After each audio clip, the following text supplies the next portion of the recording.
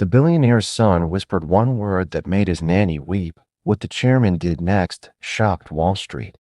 Dr. Harrison Blake's voice cut through the penthouse like a blade. Who authorized you to be in this room? His words carried the weight of a man who controlled billion-dollar mergers with a single signature. But right now, he was powerless against the sound echoing from behind the reinforced glass doors of his son's specialized therapy room. The screaming had been going on for 47 minutes. Isabel Torres stood frozen in the hallway, her cleaning cart abandoned mid-task. She'd only been working at the Blake Tower residential floors for 3 days, assigned to the executive suites that most staff never saw. But that sound, raw, primal, desperate, wasn't something she could ignore. It wasn't a tantrum.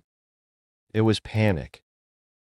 "I'm sorry, sir," Isabel said, her voice steady despite the fear racing through her chest.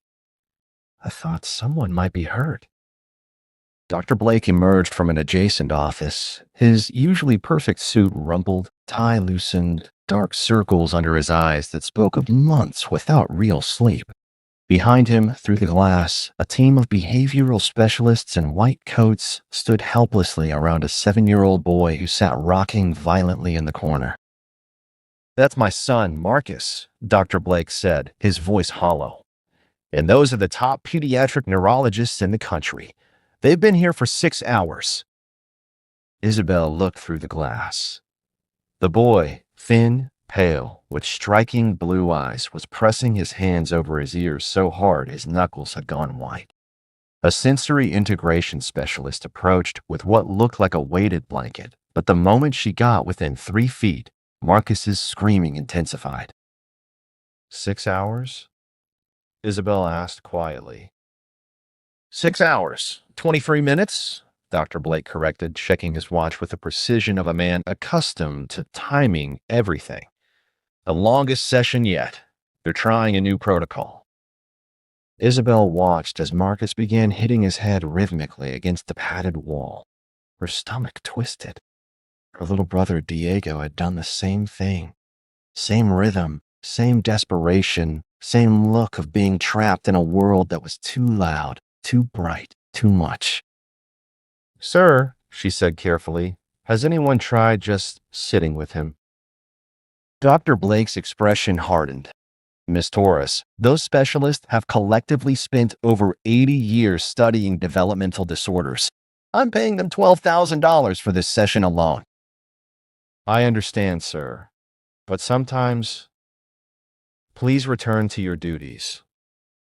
Isabel nodded and began pushing her cart down the hall. But the screaming followed her, echoing off the marble walls of the penthouse that felt more like a medical facility than a home. She made it exactly 27 steps before stopping. She thought of Diego at 5 years old, curled under their grandmother's kitchen table during 4th of July fireworks, the whole family trying to coax him out with toys and promises while he just screamed and rocked. Then she remembered Abuela Elena, ancient and wise, who had simply crawled under the table herself, sat cross-legged in the dust, and waited. Isabel turned around. She found Dr. Blake standing outside the therapy room, forehead pressed against the glass, watching his son with an expression of complete helplessness. The specialists were conferring in hushed tones. Marcus continued to rock and scream. "Dr. Blake," Isabel said quietly. He turned, irritation flashing across his face. "Miss Torres, I asked you to—" "Let me try." "Absolutely not. You're not qualified, you're not insured, and you're not—" "I'm not leaving him like that." The words hung between them. Through the glass, Marcus's screaming reached a new pitch of desperation. One of the specialists was speaking into a phone, probably calling for sedation. Dr. Blake stared at Isabel for a long moment. Then, without a word, he pressed a button on the wall panel. The therapy room door clicked open. Isabel stepped inside and immediately understood why Marcus was screaming. The room hummed with fluorescent lights, buzzed with electronic equipment, and smelled of antiseptic. Every surface was white or steel. It felt like being inside a laboratory. The specialists turned toward her, confused. "Excuse me, who are you?" "I'm nobody," Isabel said softly, never taking her eyes off Marcus. "But I'm going to sit with him." She lowered herself to the floor, not approaching Marcus, just sitting about 6 feet away, cross-legged, silent, breathing slowly. "Ma'am, we can't have unauthorized personnel." "Let her try," Dr. Blake's voice came through the intercom. The specialists exchanged glances but stepped back. Marcus continued screaming, but Isabel noticed the rhythm was changing. She closed her eyes and began to hum, so quietly it was barely audible. Not a song, just a low, steady vibration that matched his rocking rhythm. Slowly, gradually, Marcus's screaming softened to sobbing, then to hiccups, then to silence. Isabel opened her eyes. Marcus was staring at her, his face streaked with tears, his small hands still pressed over his ears. She smiled gently and signed a simple word, "Safe." Marcus blinked. Then, with trembling fingers, he signed back, scared. Through the glass, Dr. Blake's face went completely white. "I know," Isabel sighed. "Me too, sometimes." Marcus crawled closer, not touching, just sitting within arm's reach. Isabel reached slowly into her cleaning cart and pulled out a small, battery-operated radio. She turned it on very low, classic instrumental music, barely above a whisper. Marcus tilted his head, listening. For the first time in hours, his body relaxed. Dr. Blake burst through the door. "How did you do that?" Isabel looked up at him. "I didn't do anything. I just listened to what he was trying to tell everyone." "Which was what?" "That he needed quiet. That he needed space. That he needed someone to stop trying to fix him and just be with him." Marcus looked up at his father, then back at Isabel. With deliberate, careful movements, he reached out and touched her hand. Dr. Blake sank into a nearby chair as if his legs had given out. "He hasn't touched anyone voluntarily in 8 months. Not since." "Since his mother passed?" Isabel asked gently. Dr. Blake nodded, unable to speak. Marcus was now leaning against Isabel's shoulder, his breathing finally calm. She continued humming softly, her hand barely touching his back. "What's your background?" Dr. Blake asked. "Your training?" "I clean offices," Isabel said simply. "But I grew up with a brother like Marcus, Diego. He's 19 now, studying computer programming. Still doesn't talk much, but he doesn't need to. He's brilliant." "And you learned sign language?" "Learned it, taught it, lived it. When the world is too loud for someone you love, you find other ways to speak." Dr. Blake looked at the specialists, who were observing the scene with a mixture of professional fascination and wounded pride. The lead specialist, Dr. Vanessa Chen, stepped forward. "This is unprecedented," she said quietly. "We've been working with Marcus for months." "You've been working on him," Isabel corrected gently. "There's a difference." Marcus had fallen asleep against Isabel's shoulder. For the first time in months, his face looked peaceful. Dr. Blake stood slowly. "Miss Torres, I'd like to offer you a position." "Sir, I already have one. Cleaning." "No, I mean, I need someone who can connect with Marcus. Someone who understands him. I'll triple your salary, provide full benefits, and..." Isabel held up a hand. "Before you say anything else, you should know I don't have a degree. I'm a high school dropout, single mother. I live in a 2-bedroom apartment in Queens with my teenage daughter and my grandmother." Dr. Blake blinked. "I don't care about any of that." "You might when the media finds out. You might when your board members start asking questions. You might when people assume I'm only here for your money." Dr. Blake looked down at his son, peaceful for the first time in months, trusting a woman he'd met an hour ago more than he trusted his own father. "Let them talk," he said quietly. "Marcus needs you." Marcus needs stability. He needs consistency. He needs someone who won't disappear when things get complicated. "I'm not going anywhere," Dr. Blake said, meeting her eyes. "And I won't let anyone force you to either." Isabel considered this. Through the windows, the New York skyline glittered in the afternoon sun. She thought about her daughter Rosa, about the medical bills for Abuela's arthritis medication, about the nights she'd fallen asleep at the kitchen table trying to balance their budget.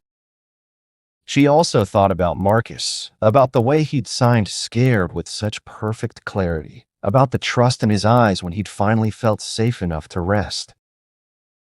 "If I do this," she said slowly, "it's not charity. It's not a fairy tale. It's work, real work, and it might not always be pretty." "Nothing worth doing ever is," Dr. Blake replied. Isabel looked down at Marcus, still sleeping peacefully in her arms. "Then I'll try." 3 weeks later, the transformation was undeniable. Marcus had begun speaking in short sentences. He made eye contact. He laughed at Isabel's jokes and signed stories about his dreams. Most remarkably, he had started reaching for his father voluntarily. Dr. Blake found himself rushing home from board meetings just to sit on the floor of Marcus's room, learning sign language from YouTube videos while Isabel patiently corrected his grammar. "You're getting better," she told him one evening as he successfully signed, "What did you do today?" to Marcus. "I have a good teacher," Dr. Blake replied, watching his son enthusiastically sign about the butterfly they'd seen in the garden. It was Isabel who noticed the car first. Black sedan, tinted windows, parked across the street from Marcus's school 3 days in a row. She mentioned it to Dr. Blake, who immediately called his security team. The investigation revealed what they'd feared: corporate espionage. Blake Industries was in the middle of acquiring a competitor, and certain parties were looking for leverage. Personal leverage. "They're targeting Marcus?" Dr. Blake asked, his face pale. "They're targeting you through Marcus," the security chief confirmed, "and through Miss Torres. There have been inquiries into her background, her immigration status, her family." Isabel felt her stomach drop. "My immigration status is fine. I was born in Brooklyn." "They know that, but they're looking for anything they can twist. The salary increase, the living situation, the relationship between you and Dr. Blake." Dr. Blake stood abruptly. "What relationship? She's Marcus's caregiver." "That's not how they're going to spin it," the security chief said grimly. "They're going to paint her as a gold digger and you as a man taking advantage of an employee. They'll use Marcus as proof that you're an unfit father." Isabel sat quietly, processing this. She'd known this day might come. She'd known that stepping into Dr. Blake's world would make her a target. "What do they want?" she asked. "For you to back out of the acquisition. For Blake Industries to withdraw from the merger." Dr. Blake's jaw clenched. "Not happening." "Then they'll escalate. Child services complaints, media leaks, public scrutiny. They'll make your life hell until you give them what they want." That night, after Marcus was asleep, Isabel sat in the penthouse garden, looking out over the city lights. Dr. Blake found her there, 2 cups of coffee in his hands. "Thinking of running?" he asked, settling beside her on the bench. "Thinking of staying," she replied, "but worried about what that means for Marcus." "It means he keeps the first person who's been able to reach him in 8 months. It also means he becomes a pawn in whatever ugly game these people want to play." Dr. Blake was quiet for a moment. "I've been thinking about that, about what you said when you first started here, about things getting complicated." "They're about to get a lot more complicated. Then we face them together." Isabel looked at him. "Together?" "I'm not just talking about the work anymore, Isabel. I'm talking about this, us. The way you've changed everything in this house. The way Marcus lights up when you walk in her room. The way I've started looking forward to coming home instead of dreading it. Isabel's breath caught. Harrison, I know it's not conventional. I know people will talk, but I also know that Marcus has never been happier, and neither have I. Before Isabel could respond, her phone buzzed. A text from an unknown number. Beautiful family you have there. Be a shame if something happened to it. Dr. Blake saw her face change. What is it? She showed him the message. His expression hardened. That's it, he said, standing. I'm calling a press conference tomorrow. If they want to play dirty, we'll beat them at their own game. What are you going to say? The truth? That Marcus has special needs. That you're the best thing that's happened to our family. That anyone who tries to use my son's disability against him will face the full force of Blake Industries' legal team. Isabel stood as well. And if that makes things worse, then we'll handle worse. But we'll handle it together. The press conference was a media firestorm. Dr. Blake stood at the podium in his corporate headquarters, Isabel beside him, Marcus holding her hand. My son has autism, he began, his voice clear and strong. 4 months after his mother passed, he was lost in grief and sensory overload. The best specialists in the world couldn't reach him. Then Isabel Torres, a woman with no formal training but unlimited compassion, sat with him for 1 hour and gave him back his voice. He paused, looking directly into the cameras. There are people who want to use my son's disability to manipulate business deals. There are people who want to paint Isabel as opportunistic because she comes from a working-class background. Let me be absolutely clear. Anyone who attempts to harm my family, and yes, Isabel is family, will discover exactly how protective a father can be. The questions came fast and sharp. Reporters asked about Isabel's qualifications, about their relationship, about the propriety of a billionaire CEO defending his staff so publicly. Isabel stepped forward to the microphone. I'm not going to pretend this is normal, she said, her voice steady. Rich men don't usually fall in love with their housekeepers. But this isn't a fairy tale, and it's not a scandal. It's just a woman who saw a child in pain and couldn't walk away. She looked directly into the cameras. Marcus doesn't need a fairy godmother. He needs someone who understands that being different isn't being broken. He needs someone who will fight for him when the world tries to make him smaller.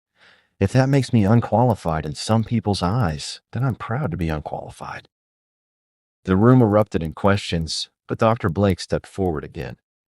This conference is over, but let me leave you with this. My son spoke his first word in 8 months yesterday. He said, Mama, while looking at Isabel. If you think I'm going to let corporate greed take that away from him, you don't know me very well. The media coverage was intense, but split. Some outlets painted it as a scandalous romance, others as a heartwarming story of found family. The business news focused on the corporate warfare angle. But the public response was overwhelmingly supportive. Autism advocacy groups praised Dr. Blake's transparency. Working-class families saw themselves in Isabel's story. Parents of special needs children flooded social media with their own stories of unexpected heroes. Most importantly, the acquisition went through. The corporate enemies who had tried to use Marcus as leverage found themselves facing SEC investigations for market manipulation. 6 months later, Isabel Torres, now Isabel Blake, stood in the same penthouse garden where she'd once questioned whether to stay. She wore a simple white dress and held a bouquet of sunflowers that Marcus had helped choose. The wedding was small, intimate. Rosa, now 17 and thriving in private school, served as maid of honor. Marcus, confident and chatty in his new reality, carried the rings and signed the entire ceremony for the deaf relatives Isabel had invited. Dr. Vanessa Chin, the specialist who had first witnessed Isabel's breakthrough with Marcus, attended as a guest. She'd become not just a colleague, but a friend, collaborating with Isabel on new approaches to autism therapy that prioritized connection over correction. I've learned more from you than from 10 years of medical journals, she told Isabel during the reception. And I've learned that sometimes the best expertise comes from the heart, Isabel replied. As the evening wound down, the three of them, Harrison, Isabel, and Marcus, sat together on the penthouse balcony, watching the sunset paint the city in golden hues. Marcus leaned against Isabel, no longer the frightened, isolated child he'd been a year ago. Mama, he said clearly, tell me the story again. Which story, mijo? The story about how you found us. Isabel smiled, wrapping her arms around both her boys. Well, once upon a time, there was a little boy who was very sad and very scared, and a daddy who loved him but didn't know how to help, and a lady with a cleaning cart who heard someone crying and couldn't walk away. And then what happened? Marcus asked, even though he knew the story by heart. Then they became a family, Harrison said, taking Isabel's hand. Not because it was easy, but because it was right. Marcus nodded solemnly. And they lived happily ever after? Isabel and Harrison exchanged a look. They learned that happy endings weren't about perfection. They were about choosing each other again and again through whatever came next. They lived truthfully ever after, Isabel said, which is better than happy, because truth lasts. That night, as Marcus slept peacefully in his room, no more screaming, no more terror, just the deep rest of a child who knows he's safe, Isabel stood at the window looking out over the city. A year ago, she'd been invisible, just another cleaning lady moving through spaces where she didn't belong. Now she was a keynote speaker at autism conferences, a published advocate for inclusive education, and the wife of one of the most powerful men in New York. But more than any of that, she was Marcus's mama. And in a world that often forgot the most vulnerable, that felt like the most important job of all. Sometimes the most extraordinary love stories begin with the simplest act, refusing to walk away when someone needs you. Sometimes families aren't born. They're built by people brave enough to see each other's humanity across every barrier society tries to construct. And sometimes when a scared little boy finally feels safe enough to speak, he changes 3 lives with a single word, Mama. If this story of unexpected love, corporate courage, and the power of refusing to abandon those who need us most has moved you, share it with someone who needs to remember that families come in all forms and heroes come from the most unlikely places.